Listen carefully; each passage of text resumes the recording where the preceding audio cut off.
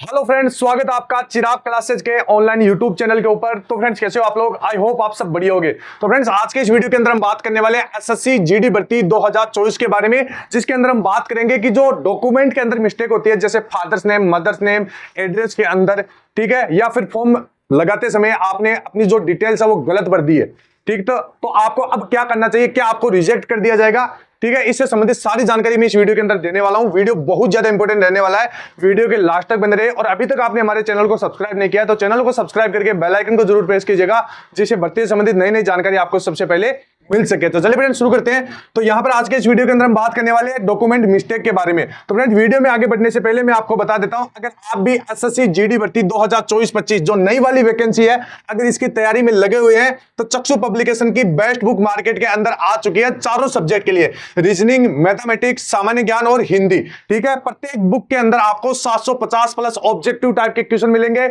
और यहां पर 100% ये आपके सिलेबस के अकॉर्डिंग बनी हुई बुक है, ठीक है। प्रत्येक बुक के अंदर आपको 2024, 2023, 2021, 2019 के व्याख्या सहित प्रश्नों का हल इसके अंदर देखने को मिलने वाला है। तो ऑल ओवर ये बुक आपकी बहुत ही शानदार रहने वाली है। इसका कॉम्बो पैक भी मार्केट के अंदर आ चुका है। तो अगर आप इन बुक को परचेज करते हैं तो आपका सिलेक्शन यहां पर कोई नहीं रोक पाएगा। मैं एक बार एक बुक आपको दिखा देता हूं। ये इस प्रकार की बुक है, मैथमेटिक्स की बुक है। मैं यहां पर आपको बुक भी दिखा देता हूं।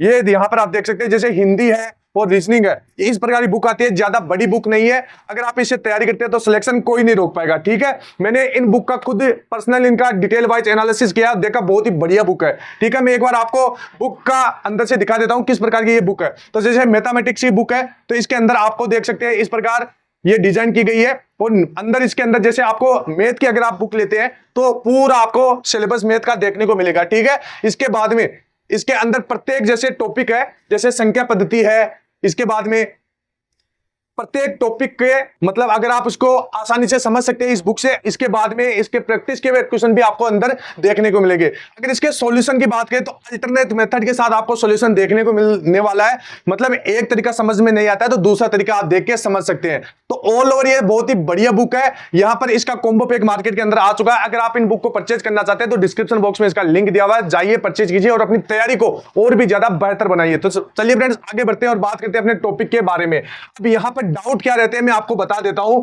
वीडियो बहुत ज्यादा इंपॉर्टेंट रहने वाला है, शेयर कीजिएगा और वीडियो को लाइक कर दे, एक बार चैनल को सब्सक्राइब जरूर कर दीजिएगा, ठीक है। ये आपके द्वारा किए गए सभी कमेंट है, बहुत सारे कंटेंट प्रत्येक वीडियो के अंदर यही कमेंट करते हैं कि सर जैसे हमारा ये प्रॉब्लम है, ठीक है। अब मैं यहां पर बता देता हूं आपके डाउट क्या क्या रहते हैं। जैसे पहला डाउट रहता है कि मान्य जैसे 10th की मार्कशीट किस प्रकार की होनी चाहिए। फ्रेंड्स, मैं आपको बता देता हूं, मान्यता प्राप्त बोर्ड से 10th पास आपका होना चाहिए। ऐसे नहीं कि आप किसी भी बोर्ड से आपने 10th पास कर ली हो। 10th पास आपका मान्यता प्राप्त होना चाहिए, मतलब सरकार से अप्रूव्ड होना चाहिए, ठीक है। इसके बाद में यहां पर जो ओपन वाला होता है सिस्टम, ओपन बोर्ड से 10th पास होने पर आपको कोई प्रॉब्लम नहीं होगी, ठीक है। इसके बाद में मैं एक चीज और बता देता हूं, डीओबी में प्रॉब्लम सबसे मुख्य प्रॉब्लम होती है बहुत सारे कैंडिडेट के कि डीओबी में प्रॉब्लम होती है। फॉर्म अप्लाई करते समय गलत डीओबी भर दिया तो अब क्या होगा। तो फ्रेंड्स, अगर आपने फॉर्म लगाते समय गलत डीओपी भर दिया गया है, तो अगर आप एज क्राइटेरिया को पूरा करते हैं, अगर आपकी रियल एज मान लीजिए एज क्राइटेरिया को पूरा कर रही है, जैसे आप फॉर्म लगा रहे हैं, फॉर्म के अंदर जैसे एससी, एसटी, ओबीसी, ईडब्ल्यूएस के लिए अलग अलग एज मांगी जाती है। अगर आप उस एज क्राइटेरिया को पूरा कर रहे हैं रियल के अंदर और अगर आपने गलत भर दिया है, ठीक है, तो अगर एज क्राइटेरिया अगर पूरा हो रहा है तो आपको कोई प्रॉब्लम नहीं होगी। आप एफिडेविट बनवा के ले जा सकते हैं और उसमें दिखा सकते हैं कि सर ये मैंने फॉर्म अप्लाई करते समय गलती हो गई है और ये मेरी रियल है, यहां पर रियल डीओबी है, ठीक है। तो ये चीज हो गई, मतलब इसमें निकालते नहीं है। निकालते कब है, मान लीजिए आपके एज क्राइटेरिया मतलब आप 18 जैसे 18 साल, जैसे एससी एसटी का 28 साल होता है, तो अगर आप मान लीजिए इससे ऊपर के हो गए, 29-30 साल के हो गए और फिर भी आप फॉर्म अप्लाई कर देते हैं कम एज लगा के, तब आपको रिजेक्ट कर दिया जाएगा, ठीक है। तो ये चीज आपको ध्यान में रखना है। इसके बाद में माता पिता के नाम में मिस्टेक हो जाती है। माता पिता के नाम में जैसे कि फादर्स नेम है, मदर्स नेम है, उसके अंदर जैसे मिस्टेक मैं आपको बता देता हूं। जैसे किसी का नाम है मोहनलाल, मोहनलाल नाम है और उसके लास्ट में, अब कई बार क्या होता है 10th की मार्कशीट के अंदर जैसे मोहन लाल लिखा हुआ है और जो आधार कार्ड है उसमें मोहन लिखा हुआ है, मतलब या तो सरनेम हटा दिया गया है या सरनेम के बीच में जो गैप है वो नहीं है, तो क्या करें? तो फ्रेंड्स मैं आपको बता देता हूं, अगर मान लीजिए कोई भी आपके फादर्स नेम या मदर्स नेम के अंदर मिस्टेक है, तो सबसे पहले आपको यह ध्यान में रखना है कि वो आपके 10th की मार्कशीट से मैच होने चाहिए। अगर मैच नहीं हो रहे हैं तो आपको क्या करना है, जैसे आपने फॉर्म लगाते समय या तो गलती कर दी होगी, या फिर जैसे आपके आधार कार्ड या अन्य डॉक्यूमेंट से आपका 10th का मार्कशीट मैच नहीं हो रहा है, तो अब क्या करना चाहिए? तो अब आपको क्या करना है, एक एफिडेविट होता है कोर्ट से, वो एफिडेविट बनवा ले। अगर ठीक है, एफिडेविट से पहले का क्या सॉल्यूशन है वो भी मैं आपको बता देता हूं। मान लीजिए आपकी 10th की मार्कशीट के अंदर मोहनलाल नाम है और आपका आधार कार्ड के अंदर मोहन नाम है, तो आप आधार कार्ड के नाम को अपडेट करवा सकते हैं। ठीक है, जैसे मूल निवास है, जाति प्रमाण पत्र है, उनके नाम को आप अपडेट करवा सकते हैं। अगर मान लीजिए फिर भी आपका अपडेट नहीं हो रहा है, तो आप लास्ट हथियार है एफिडेविट बनवा के जाइए कोर्ट से। आप एफिडेविट बनवा सकते हैं जिसके अंदर आप सारी प्रॉब्लम बता सकते हैं कि सर मेरा 10th के मार्कशीट के अंदर तो ये नाम है, लेकिन बाय मिस्टेक मेरे से ये हो गया है। ठीक है, वहां पर आप बताइए, हो सकता है आप पास कर दिए जाएंगे। ठीक है, रिजेक्ट नहीं किया जाता है, कोई मेजर प्रॉब्लम होती है तब रिजेक्ट किया जाता है। इसके बाद में सरनेम के अंदर मिस्टेक है, सरनेम यानी जो आपका लास्ट नाम है लगाया जाता है, उसके अंदर मान लीजिए आपका मिस्टेक है, तो उसको भी आप सही करवा सकते हैं। जैसे आधार कार्ड है तो आधार कार्ड को आप अपडेट करवा लीजिए, ठीक है, वो सही हो जाएगा। 10th की मार्कशीट से जितने भी आपके डॉक्यूमेंट है वो मैच होने चाहिए। अगर फॉर्म के अंदर आपने मिस्टेक कर दी है तो उसका एफिडेविट आप बना सकते हैं। इसके बाद में एड्रेस में मिस्टेक हो गई है, तो एड्रेस का मिस्टेक इतना कोई मेजर प्रॉब्लम नहीं है। ठीक है, जैसे मान लीजिए आपने एड्रेस गलत, फॉर्म भरते समय गलत अप्लाई कर दिया है, या फिर आपके जो डॉक्यूमेंट है उसमें एड्रेस अलग अलग है, तो उसमें इतना बड़ा प्रॉब्लम नहीं होता है, फिर भी आप उसके लिए भी एफिडेविट बनवा सकते हैं। ठीक है, चल जाएगा। मैंने बहुत सारे कैंडिडेट को देखा, 2018 की वैकेंसी थी, उसमें भी बहुत सारे कैंडिडेट ने एफिडेविट बनवा के ले गए थे और उनका वहां पर वो मान्य भी हो गया था। लेकिन क्या होना चाहिए, आपके सारे जो डिटेल्स है वो एकदम सही होनी चाहिए। ठीक है, इसके बाद में जिला आपका वही होना चाहिए जहां का मूल निवास हो।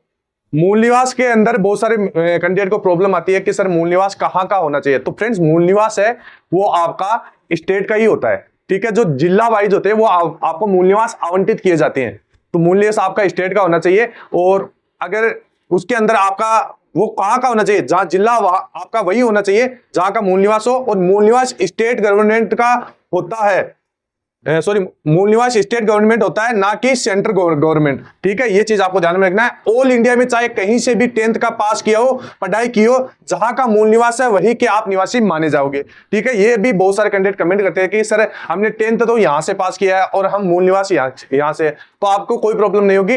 10th आपने चाहे कहीं से भी किया हो, लेकिन जो मूल निवास है जहां के आप निवासी हो, इसके अंदर यही बात मैंने कही है कि ऑल इंडिया में चाहे कहीं से भी 10th पास की हो या पढ़ाई की हो, जहां का मूल निवास है वहां के आप निवासी माने जाओगे। ठीक है, इसके बाद में आगे बढ़ते हैं।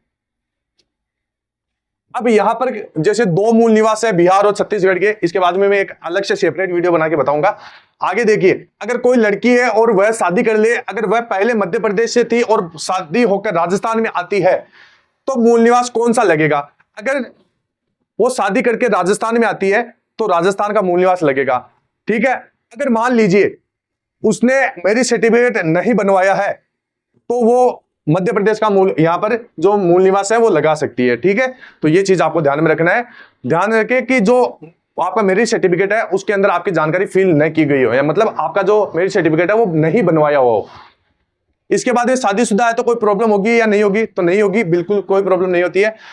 ईडब्ल्यूएस स्टेट एंड सेंट्रल दोनों चलेगा। ठीक है, बहुत सारे कैंडिडेट पूछते थे सर ईडब्ल्यूएस सर्टिफिकेट किस प्रकार का होना चाहिए, क्या वैधता होनी चाहिए? वैधता लगभग 1 साल की होती है, और ईडब्ल्यूएस आपका स्टेट और सेंट्रल दोनों यहां पर चल जाएगा। ठीक है, जाति प्रमाण पत्र सभी केंद्र की होती है। ठीक है, सेंट्रल गवर्नमेंट का जाति प्रमाण पत्र आपके पास होना चाहिए।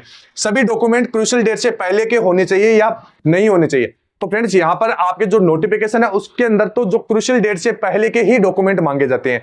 अब मान लीजिए आपने क्रूशियल डेट से 1 दिन पहले बनवाया और भर्ती प्रोसेस में आपकी वो वैलिडिटी पूरी हो गई, तो क्या होगा? तो कोई प्रॉब्लम नहीं होगी, आपके क्रूशियल डेट के पहले और बाद के दोनों डॉक्यूमेंट यहां पर चल जाएंगे, कोई प्रॉब्लम नहीं होती है। ठीक है, किसी भी कैंडिडेट को यहां पर निकाला नहीं जाता है, ये चीज आपको ध्यान में रखना है। तो ये जितने भी डाउट थे जो बहुत सारे कैंडिडेट ने यहां पर कमेंट किए, इसके बाद में ईडब्ल्यूएस सर्टिफिकेट कोटा के लिए कौन कौन से पात्र होने चाहिए, तो ये भी आप देख सकते हैं। ईडब्ल्यूएस सर्टिफिकेट के अंदर आपकी क्या क्राइटेरिया होना चाहिए, किसको ईडब्ल्यूएस सर्टिफिकेट बनवाना होता है, उस ये सारी चीजें यहाँ पर लिखी हुई है। वीडियो को पॉज करके आप आराम से पढ़ सकते हैं। इसके बाद में सर्टिफिकेट की वैधता, यहां पर वैधता 1 वर्ष होती है, ये यहां पर आप देख सकते हैं। ठीक है, ईडब्ल्यूएस प्रमाण पत्र जारी करने के लिए सक्षम अधिकारी कौन कौन है, तो यहां पर देख सकते हैं कलेक्टर, डिप्टी कलेक्टर, डीएम, अतिरिक्त जिला दंडाधिकारी, इसके बाद में सिटी मजिस्ट्रेट, उपायुक्त, अपर उपायुक्त, इसके साथ साथ राजस्व अधिकारी जो तहसीलदार के पद से नीचे का न हो। ठीक है, ये सारे यहां पर इसको वेरीफाइड कर सकते हैं। तो ये थी तमाम जानकारी डॉक्यूमेंट से लेकर। अब मैं एक चीज आपको फिर से क्लियर कर देता हूं, अगर मान लीजिए आपके डॉक्यूमेंट के अंदर कोई भी मिस्टेक है तो अभी से उसको सही करवा लीजिए। ठीक है, जैसे सारी, मैं फिर से आपको बता देता हूं, सारी जो डिटेल्स है वो 10th की मार्कशीट से मैच होना चाहिए, ये चीज आपको ध्यान में रखना है। और इसमें कोई इतना ज्यादा प्रॉब्लम नहीं होता है। अगर मान लीजिए कोई प्रॉब्लम आपकी सही नहीं हो रही है तो लास्ट हथियार होता है आपका एफिडेविट। आप एफिडेविट बनवा के लेके जाइए और उसके अंदर आपको बताना है कि मैं जेन्युइन बंदा हूं और मेरे द्वारा ये दी गई जानकारी एकदम सही है। एफिडेविट का फॉर्मेट भी मैं आपको बता दूंगा कि उसमें किस प्रकार आपको एफिडेविट बनवाना है। आपको चैनल को सब्सक्राइब करके रख लेना है। ठीक है फ्रेंड्स, तो फिर मिलते हैं नेक्स्ट वीडियो के अंदर। तब तक के लिए जय हिंद, जय भारत, वंदे मातरम।